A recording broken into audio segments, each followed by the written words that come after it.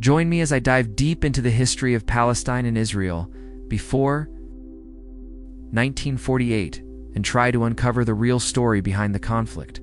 The cradle between worlds, this land stretching from the Jordan River to the Mediterranean Sea, has always been more than just geography. It was a bridge, passageway between Africa and Asia, Egypt and Mesopotamia. Armies marched here, traders passed through, cultures collided. Thousands of years ago, this region had no single name. It was part of Rechenu. To the Assyrians, it was Hatti or Amoru. But one name would slowly take hold. Canaan, people of Canaan by 3000 BCE. Canaanite city-states dotted the coast and hills, independent, yet culturally linked. They worshipped a pantheon of gods, Baal-el, Asherah. They spoke Semitic languages, traded with Egypt, and built fortified towns. Their cities like Jericho, Megiddo, and Hazor were centers of religion, politics, and resilience. But they were not alone. Enter the Hebrews somewhere around 1800 to 1500 BCE. Semi-nomadic tribes appeared, possibly from the east. They called themselves the Evrim, or Hebrews. They lived on the edges of Canaanite society, herding sheep, moving with the seasons, and developing their own beliefs. One of those beliefs would change history forever. The idea of one God, not a pantheon, not many gods in the skies. Just one invisible, eternal, and moral. Egypt's shadow, around 1450 BCE, Egypt extended its power into QAnon. Pharaohs like Thutmose III and Ramses II treated it as a vassal state. Local kings paid tribute. Egyptian garrisons were stationed in key cities. During this time, a people referred to in Egyptian texts as the Aparu caused trouble. Nomads, rebels, possibly early Hebrews. They weren't a single tribe, but they were feared for one thing: unrest. It's here that the Exodus story begins, a blend of theology, oral tradition, and ancient memory. People enslaved in Egypt, a prophet named Moses, and a journey toward a promised land. Whether historical fact or spiritual truth, this narrative would define a people's identity for millennia. Conquest or settlement? The Hebrew Bible speaks of conquest of Joshua, leading tribes in battle to claim Canaan, walls falling, cities burning, tribes falling, but archaeology paints a quieter picture. Instead of destruction, it shows gradual settlement. Hilltop villages appear in the 13th–12th centuries BCE, simple, modest, built by pastoral people. Some scholars believe these were early Israelites, not conquerors, but settlers. Slowly, they merged into the land distinct from Canaanites, yet shaped by them.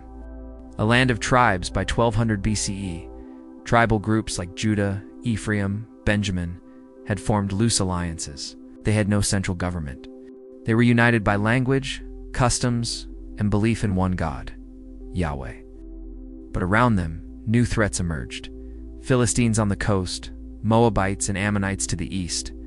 And so began the age of the judges, warrior leaders like Deborah, Samson, and Gideon. This was the land before kings, time of chaos, but also of growing identity. The rise of a kingdom by 1050 BCE, the tribes sought unity. A man named Saul became their first king, chosen to lead them against the Philistines. Then came David, a shepherd turned warrior who captured Jerusalem and made it his capital. And finally Solomon, David's son, who built the first temple and turned the kingdom into a regional power. For a brief moment, it seemed this land had found peace under one name, Israel. The rise and fall of kingdoms after centuries of wandering, tribal formation, and settling what we now call Israel and Palestine, witnessed the birth of kingdoms that would shape religious and political ideologies for thousands of years. The United Monarchy, according to Hebrew tradition, around the 11th century BCE, the tribes of Israel united under a single king, Saul. Under Solomon, the first temple was built, a sacred place that would later be at the heart of centuries of conflict, followed by David and then Solomon. Under David, Jerusalem was captured and made the capital. This united kingdom of Israel was short-lived. By 930 BCE, the kingdom split into two. Kingdom of Israel, Kingdom of Judah, Assyrian conquest. The kingdom of Israel in the north fell first, conquered by the Assyrian Empire. The 10 tribes of Israel were scattered and became known as the Lost Tribes. The exile became symbolic in Jewish tradition, a theme of loss, faith, and identity. Babylonian conquest and exile. Jerusalem, the heart of Judah, fell to the Babylonians under King Nebuchadnezzar II. The first temple was destroyed. Thousands of Jews were taken to Babylon in exile. This moment left a deep wound. Return and Second Temple in 539 BCE. The Persian king Cyrus the Great conquered Babylon and allowed the Jews to return home, leading to the Maccabean revolt. The Jews ruled themselves, but it was no longer politically powerful, now a religious and cultural sanctuary. They rebuilt Jerusalem and began constructing the Second Temple, but was seen as a Roman puppet. Jerusalem was alive again, introducing Greek culture. Greek and Roman rule. By 332 BCE, Alexander the Great swept across the region. Later, the Seleucid Empire tried to force Hellenism on the Jews. This rebellion led to the creation of an independent Hasmonean kingdom for a brief time. But it wouldn't last. In 63 BCE, Rome invaded Jerusalem. By 37 BCE, the Roman client king Herod the Great was appointed a complex figure who expanded the Second Temple. The Great Revolt and destruction of the Second Temple. Tensions between Roman governors and Jewish rebels exploded into war in 66 CE and 70 CE. The Roman army crushed Jerusalem, burning the Second Temple to the ground. This was more than a military defeat. It was a spiritual devastation.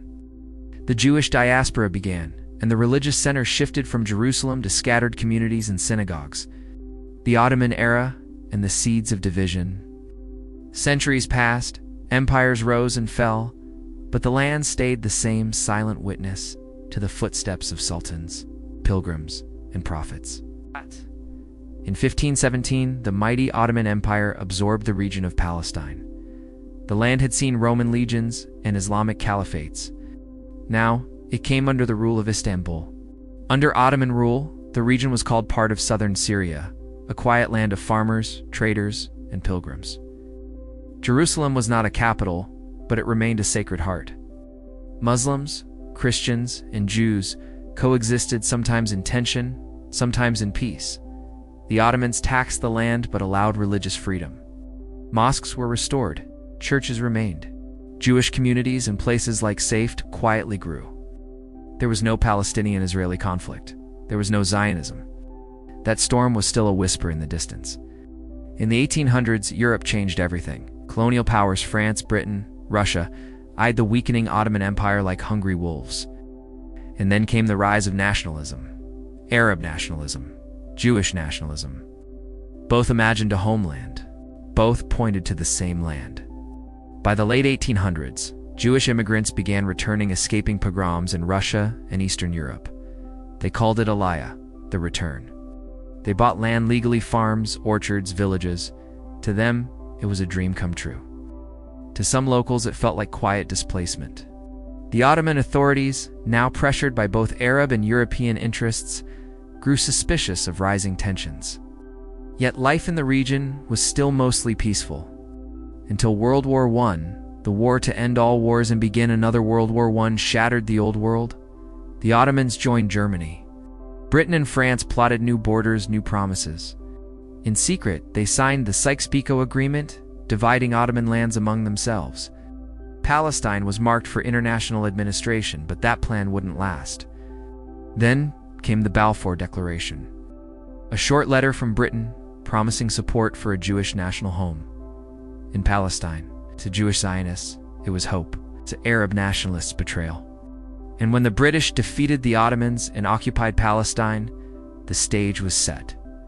The land had new rulers now, as the promises had been made. But to whom, and at what cost? World wars and the British Mandate, the World at War, 1914. The world ignited in flames.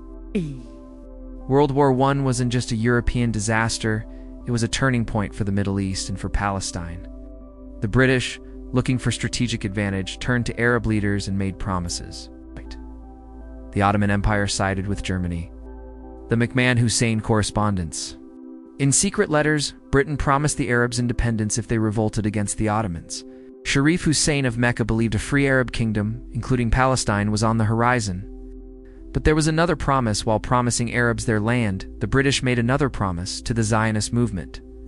The Balfour Declaration stated, "His Majesty's government views with favor the establishment in Palestine of a national home for the Jewish people." The Ottomans were defeated. But instead of Arab independence, the region was carved into mandates, conflicting promises on the same land. After the war, New World, new borders in 1918, the war ended. Britain took control of Palestine as a League of Nations mandate in 1920. The Arabs felt betrayed. Tensions rise, Arab versus Jewish nationalism between 1920 and 1935. Over 300,000 Jews immigrated to Palestine, many fleeing European anti-Semitism. For the Arab population, this rapid demographic shift caused fear, tension, and resistance. The Arab Revolt became a full-blown uprising against British rule and Jewish immigration. Britain tries to control the fire at Britain, caught between two promises and two angry peoples. Issued the White Paper of 1939, it limited Jewish immigration, just as Europe was falling into Nazi darkness. The Holocaust changes everything. World War II brought unimaginable horror. 6 million Jews murdered in the Holocaust. Many turned to Palestine. For the survivors, there was no home left. Britain loses control. The Arab leadership rejected. They saw it as unfair. Violence between communities escalated. British forces planned their withdrawal. Arabs prepared to resist. A new nation would be declared, and war would follow. Britain prepared to leave. After the war, Palestine was in turmoil. The British could no longer maintain control. Zionist militias fought for a Jewish homeland. The UN partition plan in 1947. The United Nations proposed a solution. Partition Palestine into two states, one Jewish, one Arab. The Jewish leadership accepted. Countdown to conflict, tensions exploded. The stage was set. The British mandate begins as the guns of the First World War fell silent in 1918. A new conflict was already brewing in the Middle East. In the shadows of collapsed empires, stating support for the establishment of a national home for the Jewish people. In Palestine, a fragile agreement was coming into force, one that would shape the future of Palestine and ignite tensions still felt today. Britain's control over Palestine in 1917. Britain issued the Balfour Declaration. But what the declaration didn't mention was how this would impact the Arab population that already lived there. The British gained control over Palestine under the League of Nations mandate system in 1920. At the time, 90% of the population of Palestine was Arab, both Muslim and Christian. Many had lived there for generations. They weren't asked. They weren't consulted. When the Ottoman Empire collapsed after World War I, this was formalized in 1922. They had also made conflicting promises to the Arabs, especially through the Hussein McMahon correspondence, which implied Arab independence in exchange for rebelling against the Ottomans. Palestine was now officially under British rule. Rising tensions, Arab resistance begins while Britain was promising the Jews a homeland. This double promise created deep confusion and betrayal. Between 1918 and 1921, Jewish immigration began to rise under British supervision. The Arabs, who had hoped for their own independent state, saw this as colonization. Tensions flared. In 1920, anti-Jewish riots broke out in Jerusalem. In 1921, violence in Jaffa led to the deaths of dozens of Jews and Arabs. Defense organizations and educational institutions to prepare for a future Jewish state. Each riot, each killing, planted seeds of more bitterness. The arrival of Zionist institutions during this time, Zionist leaders, including Chaim Weizmann, began establishing institutions in Palestine banks. The land of Palestine was no longer just a place of ancient history. It was becoming a modern battleground of identity, belonging, and power. And Britain stood in the center, trying to please both sides and slowly pleasing neither. The Jewish Agency acted like a government in waiting. Meanwhile, the Arabs remained disorganized and divided with little international support and no formal political structure to defend their claim. Britain's balancing act. Britain found itself in an impossible position. supporting Jewish aspirations due to international pressures trying to calm Arab outrage to keep order in the region to manage the conflict. Britain began issuing white papers, official policy statements meant to clarify their stance. But instead of resolving anything, they only deepened confusion. The first white paper tried to reassure Arabs that the Jewish national home wouldn't dominate the land. But with continued Jewish immigration, Arab trust kept eroding. By the early 1920s, uprisings in underground armies. By the late 1920s, Palestine had become a land of tension, where even silence felt like the calm before a storm. Beneath the olive groves and sacred hills, two nations were growing side by side, but not together. Where disputes over access to the Western Wall, a site sacred to Jews and adjacent to Islam's Al-Aqsa Mosque, boiled over. 1929, the spark at the Western Wall. In August 1929, the conflict between Jews and Arabs exploded into deadly violence. It began in Jerusalem. Rumors spread like wildfire that Jews planned to take control of Muslim holy sites, many by British police trying to control the chaos. What followed was the 1929 Palestine riots, a week-long eruption of violence across cities like Hebron, Safed, and Jerusalem. It was now deeply personal, driven by fear, betrayal, and memory. 133 Jews were killed, many in brutal massacres. In Hebron, 67 Jews were murdered, some by neighbors they had lived beside for generations. 116 Arabs were killed. The violence wasn't just political. Jewish militias began to form like the Irgun and Lehi, hidden in shadows, training in forests, planning for war, advocating violent resistance not just against Arabs, but the British themselves. After the 1929 massacres, many Jews believed they could no longer rely on the British for protection.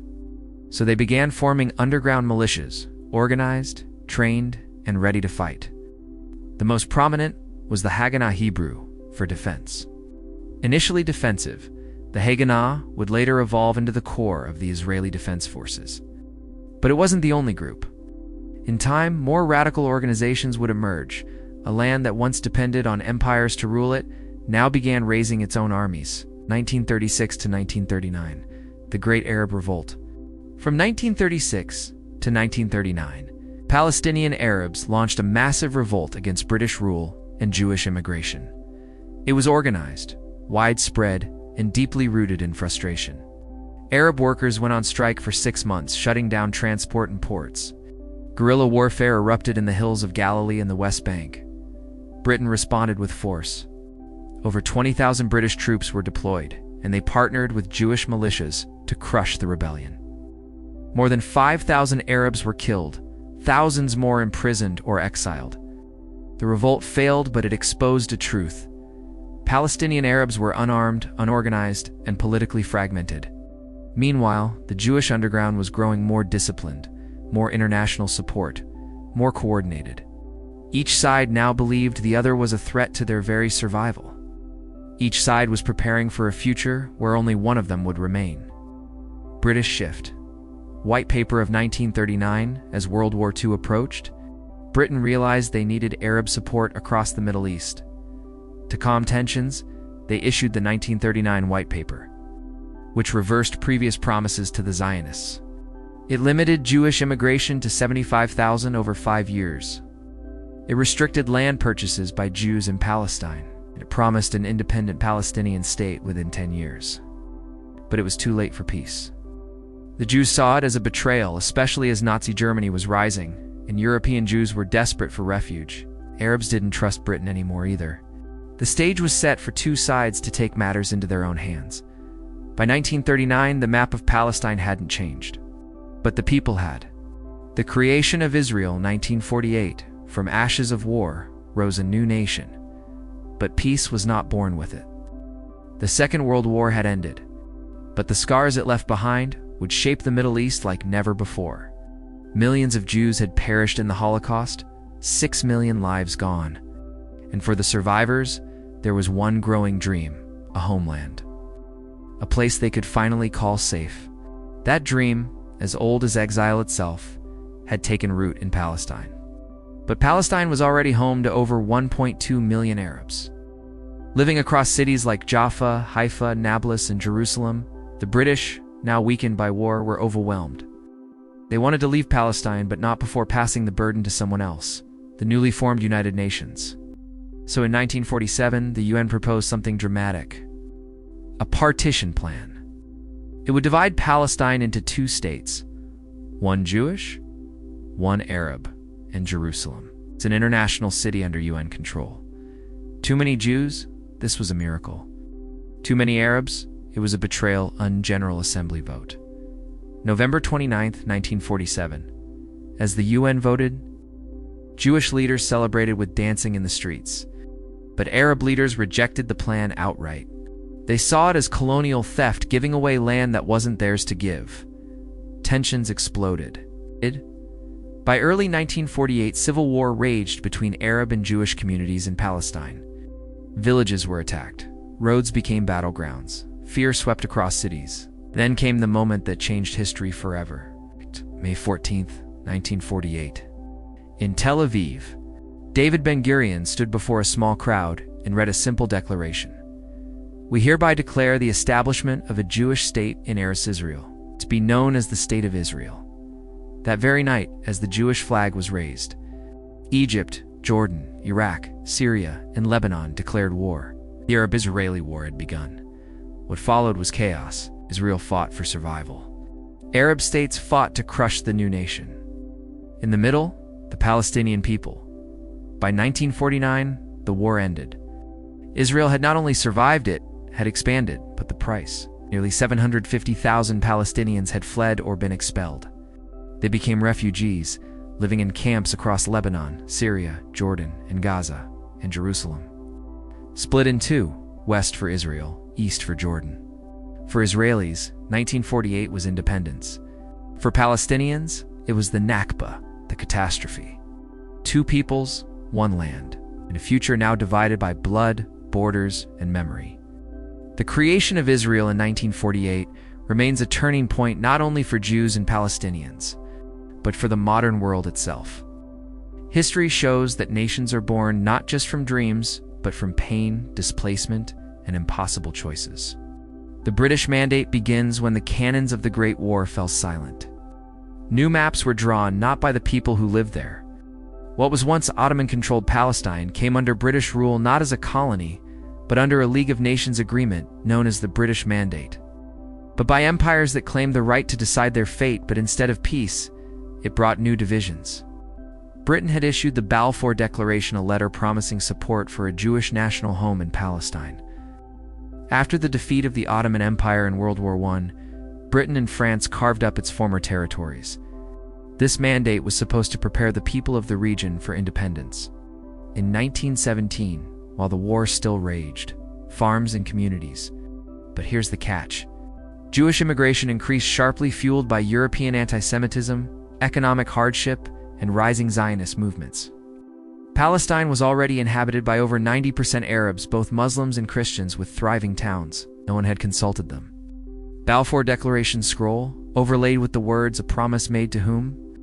The British had promised the same land to three different groups: the Jews, the Arabs, and themselves. The stage was set for a clash that would echo for a century. 1920s maps of British Mandate Palestine. Immigration charts increasing. Many Jews who arrived came with the dream of building a homeland not through conquest. In Jerusalem, riots broke out over access to religious sites, but through cultivation, labor, and revival. During the 1920s and early 30s, responded with force, sometimes brutal. It lasted 6 months, crippling the economy. Sometimes confused, but always failing to solve the underlying issue, settlements began to appear across the land. But from the Arab-Palestinian perspective, their homeland was being taken piece by piece. Tensions simmered. By 1929, those tensions exploded. They issued reports, limits, restrictions. In Hebron, 67 Jews were massacred by Arab mobs. The British, now stuck between both communities, who does this land belong to? The British tried to slow things down. They spoke of justice. But to both Jews and Arabs, they were increasingly seen as occupiers, not mediators. Each side believed the other was gaining more power. And in that atmosphere of distrust, every act, every farm built, Every protest held, every gun fired became part of something larger. 1936 Arab general strike begins in 1936. The Palestinian Arabs launched a massive general strike, a protest against British rule and Jewish immigration. What began as a peaceful strike soon turned into open revolt. And with that, the Mandate entered its bloodiest chapter. The exodus that echoed the Palestinian refugee crisis as the guns fell silent in 1949. The echoes of the war continued to ring not through artillery, but through silence. The silence of empty villages, the silence of families walking into the unknown, and the silence of a world that watched but did not act. After the 1948 Arab-Israeli war ended, nearly 750,000 Palestinians found themselves outside the borders of the new Israeli state. They hadn't planned on leaving forever. Some left under fear. Some were expelled.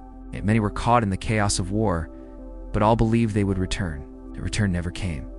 The world called it the Palestinian Exodus, or Al-Nakba, the catastrophe. Tents turned into concrete shelters.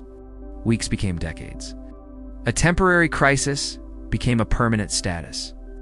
Only hearing their names whispered like prayers, Haifa, Acre, Ramla, Lida children were born in exile. Grandchildren grew up never knowing their ancestral homes. The UN passed Resolution 194 in December 1948, stating that refugees wishing to return home should be allowed to do so and compensated if they chose not to. But the resolution was never fully enforced. Meanwhile, inside the new state of Israel, life moved quickly. Cities were built. Immigrants from Europe, the Middle East, and North Africa poured in.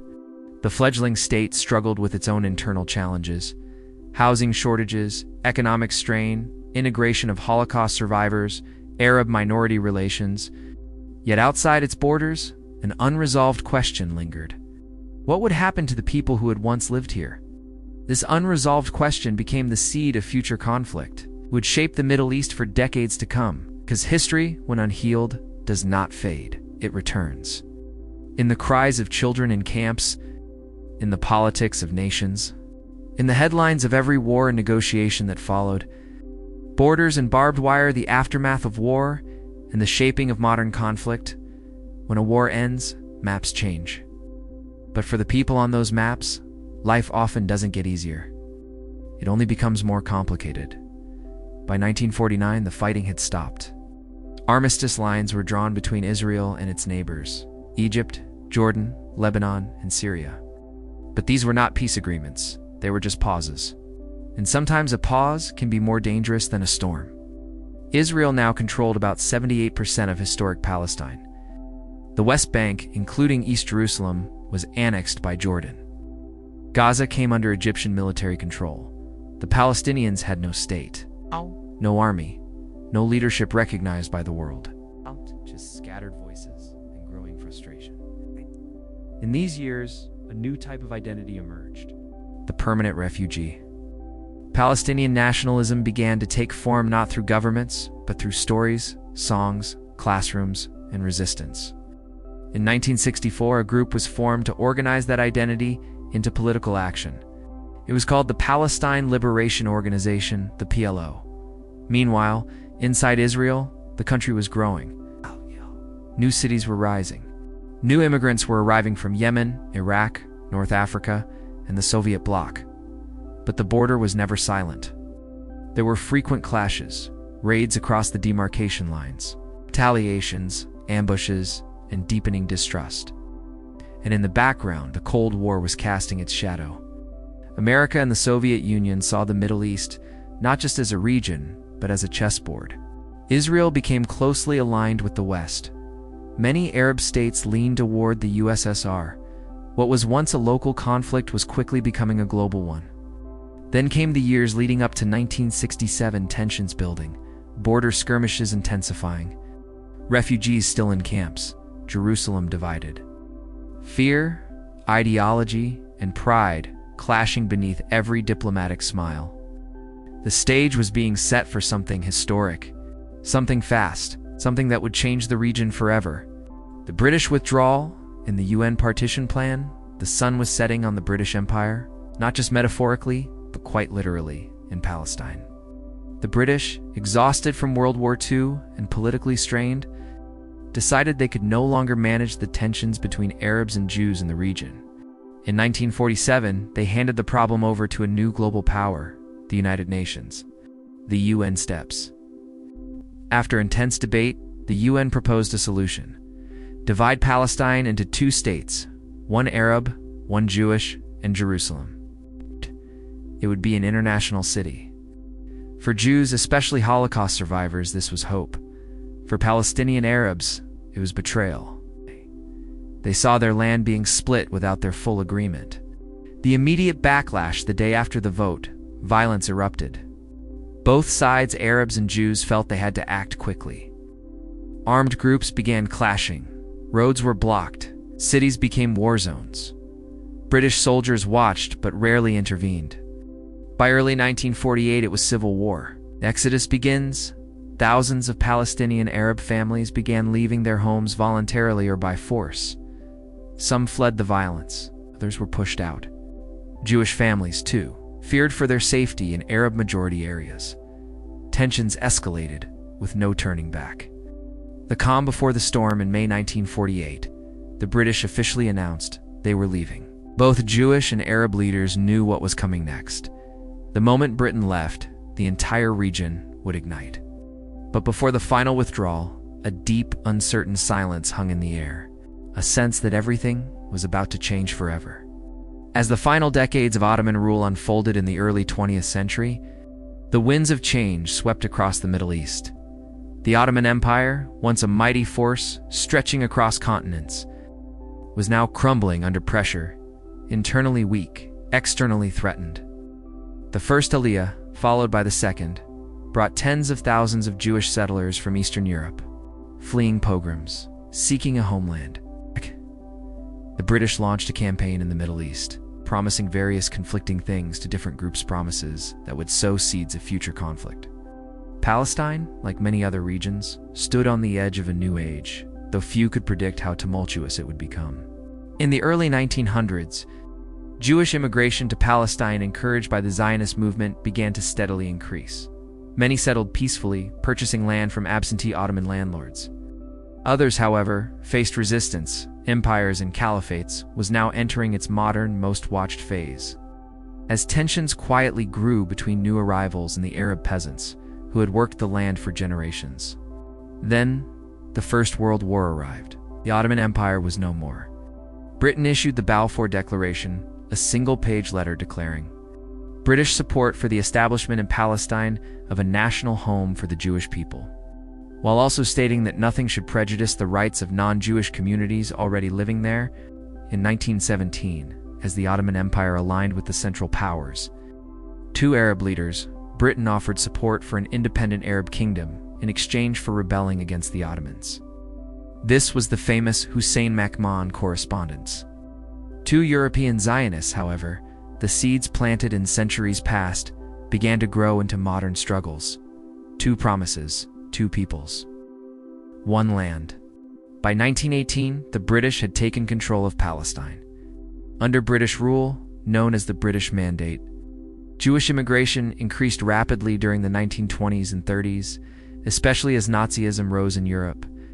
Meanwhile, Palestinian Arabs, feeling displaced and unheard, began organizing politically and resisting in new ways. The story that began in ancient times with kings and prophets, and by the time the world finally turned its eyes to Palestine and Israel in 1948, the roots had already grown deep. Lesson learned. History is not born in a day. What we see in headlines today was shaped by centuries of migration, belief, struggle, and empire. This story, like all histories, is complex, not black or white, not one side or the other. It's just lives, people, dreams that crossed paths, sometimes in peace, sometimes in pain. To understand what comes next, we must always return to what came before. History doesn't end, it echoes. What we see today in the lands of Palestine and Israel is not just the product of a single war, single decision, or a single generation. It is the long shadow of ancient empires, forgotten kings, migrations, prayers, and promises, all layered over time. Before politics, before headlines, before the world watched, there was simply land and people, and a story that kept moving forward. Thank you for walking with us through 3,000 years of that story. Till next time, stay curious, stay kind, and always look a little deeper. Still Rise History, where silence holds the truth. Subscribe for more quiet journeys through forgotten worlds.